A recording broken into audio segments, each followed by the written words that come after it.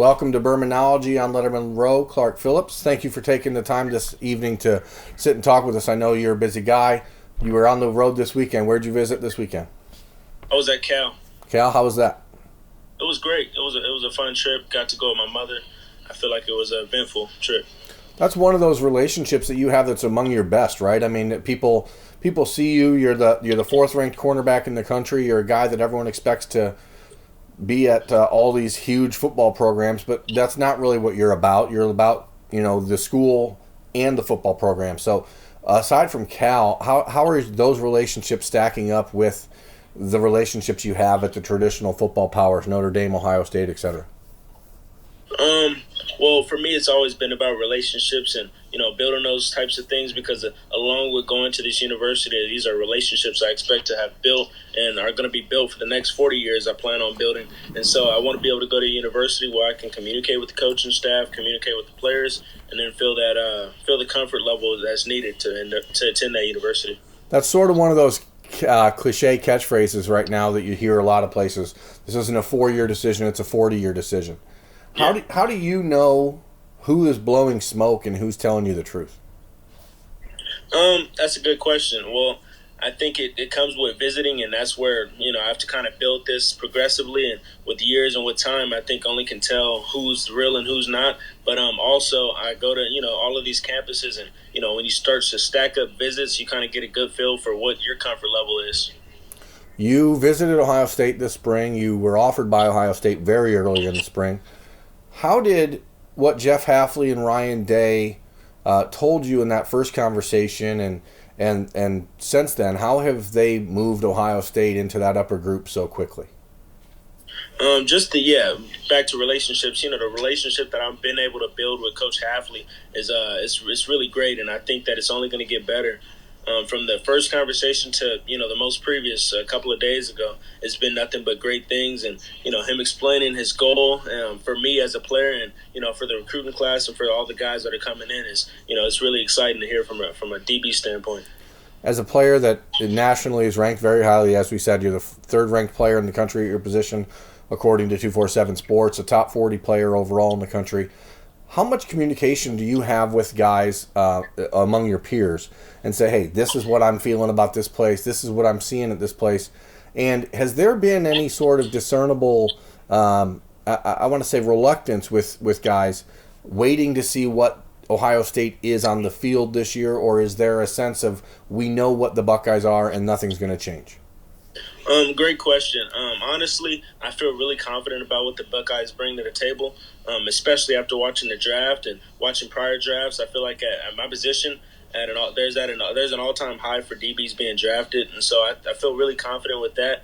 And for me, it's only been just discerning whether the coaches I can build the relationship and the time needed to be able to go to that university. And I feel like I've made big steps towards that goal, and me and Coach Hafley and me and Coach Day are only getting better in the relationship. I know that after you visited, it was very clear. You said that there's a couple teams in that really top group. You mentioned Ohio State. You mentioned Notre Dame. Has there that sort of post-visit glow? Has it worn off? And where are you at right now in the process? And I guess aside from this visit this weekend to Cal, what's happening next for you? I think after this visit, I think I have a good look and a good picture of where the schools, my kind of top 5-ish. I still don't have it on paper, but I kind of know the schools that I'm, really, really leaning towards, including Ohio State, Notre Dame, Cal, and some schools like that, and even some Oregon and some UCLA. But I really like those schools, and those are the schools that I'm going to continue to, stay in contact with. How hard is this process for you? I mean, you're a guy I know from talking to you previously, you're a kid with a really good head on your shoulders, and you're not allowing the process to sort of overwhelm you. But are there moments when you have to step back and say, hey, you know what, I can't deal with this right now? Definitely, because recruitment is only one area of my life as of right now. I'm also a student. People say that, but a lot of people aren't, trying to fulfill every aspect of life as of right now. And that's what I'm trying to do. Being a student, being, a brother, a son, and then someone that's heavily involved in the ministry and other areas of life. And trying to balance all of that has been a struggle in the past, and now I'm starting to really get the hang of it, and get excited for the recruitment process and where I'm going to be at for school for the next 4 years. It's exciting. Was there a moment or two that you can point to and say, hey, this is when I understood this better, or this is when I was able to kind of accept this burden and a blessing at the same time? I mean, is there a moment when that hits you when you're like, hey, this kind of stinks, but at the same time, this is a once-in-a-lifetime opportunity? I mean, I take it back to my first scholarship offer was UCLA, and that moment was pretty surreal for me and my mom and my dad. But again, releasing my top 12 was pretty relieving, because I kind of felt like a little bit weight was taken off my shoulders to just the schools that I was super interested in and the schools that I could see myself fitting into. And then, of course, now I think the weight's going to be released again when I release the top 5, or maybe even release a decision and get committed to somewhere. That would be awesome as well. How do you start to break down that top group? I mean, you have 3 or 4 or 5 schools at the apex. Like, how do you say, okay, this is great, this is great, this is great, but this is greater? Like, where does that break down? For me, it's the entire fit.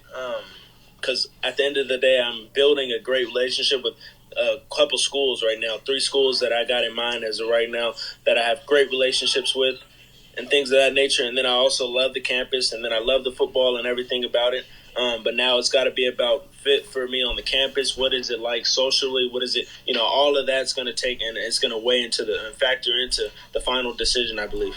At Lettermen Row, we cover Ohio State, so I just want to break that down and ask, if you look at, say, Notre Dame and South Bend and the atmosphere there, you look at Berkeley and the atmosphere there, 2 totally different places in the city of Columbus. Is there a preference for you as a guy growing up in California? Like, do you see yourself in a big city type of scenario, or is that smaller campus vibe something that you identify with better? Well, honestly, I feel like both things will be good for me, because I feel like I've been exposed to multiple things, and after these visits, I really have I'm not sure if I have too much of a comfort level and vice versa, but I feel like I love both things, and I feel like I can get the job done at both places. So moving forward, I know you're talking about narrowing down that list. Do you have a timeline for when you want that to happen? Is there a guaranteed next step? Is it hey, I'm definitely releasing a top 3, then I'm committing, or is this a wake up one moment and what's what, and there's no reason for any more of the steps that people are taking, the standardized steps, it seems like? Yeah. Well, honestly, I want to make these official visits and start to schedule some official visits before season. Just for the time being, I want to make that happen so I can hopefully have a decision before season, so I don't have to worry about, while I'm playing, about college and things of that nature, and kind of be set in stone and know where I'm going. That would be ideal. But worst case scenario, maybe by game 1, game 2, maybe I can do an official during that time as well. Have you spoken to Coach Halfley and Coach Day about that official visit with Ohio State? Do you have an estimated time in mind for that, or when you want to do it? And here's a thing.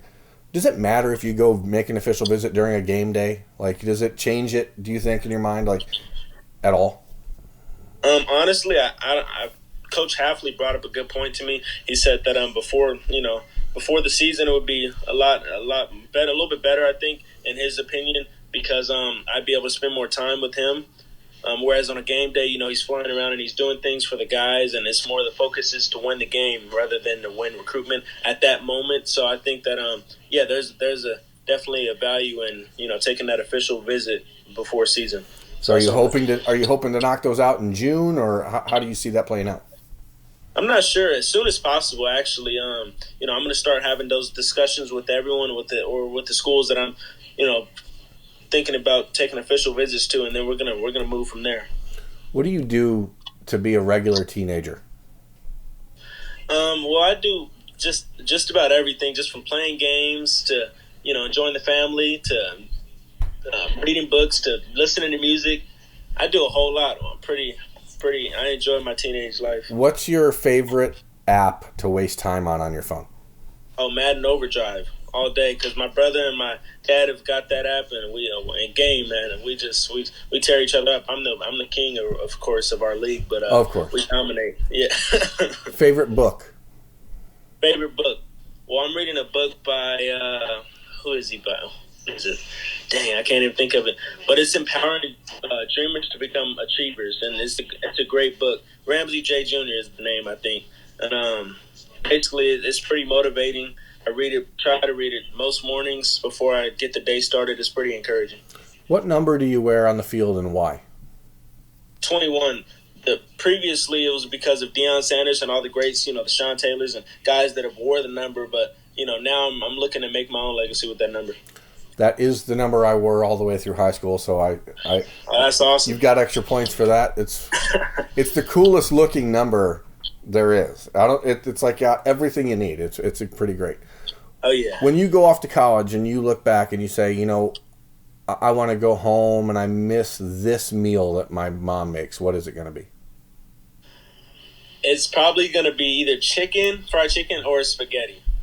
Where have you been on a visit that has had the best food so far? Oh, man. That's a good one. Well, if we're talking off campus, it'd probably be Alabama, way back early in my recruitment. What did they have that was so good? It was just the soul food. They had everything from barbecue to chicken to, green beans, mashed potatoes. I'm a Southern dude at heart, I think. So I think that's where I get that from. It was good food. Of the schools that you're being recruited by right now, which head coach do you have the best relationship with? And is there any one specific assistant coach that you feel like you have a better relationship with than others? Head coach. It'd either be between Coach Day and Coach Cristobal. Okay. And then of assistants, I feel – so is that like a positional coach? Or position or a recruiting area coach, whatever. Me and Coach Hafley have a great relationship. I think he's got to be at the top right now in terms of relationships. And then Coach Dante from Oregon, and then I've talked to him pretty often. And then who else will be up there? Coach Gerald Alexander from Cal. How does your family feel about the idea of you being a California guy who's a Southern boy at heart going away for school?